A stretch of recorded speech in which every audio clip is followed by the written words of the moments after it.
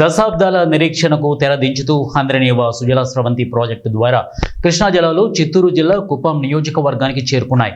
ఈ చారిత్రాత్మక ఘట్టంపై ఆంధ్రప్రదేశ్ ముఖ్యమంత్రి చంద్రబాబు తీవ్ర భావోద్వేగానికి గురయ్యారు.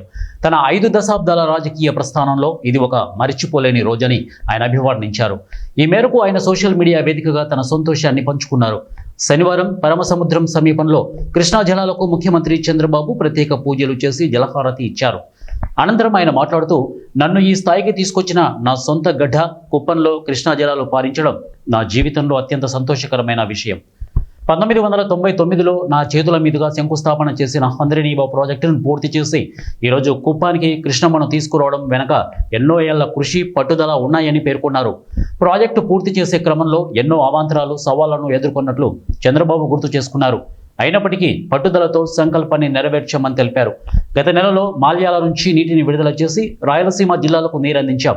ఇప్పుడు 738 కిలోమీటర్లు ప్రయాణించి చిత్తూరు జిల్లాలోని చిట్ట చివరి ఆయకట్టు అయిన కుప్పానికి కృష్ణమ్మ చేరడంతో రైతుల కళ్ళలో ఆనందం చూసి నాకు ఎంతో సంతృప్తి కలిగింది అని ఆయన వివరించారు.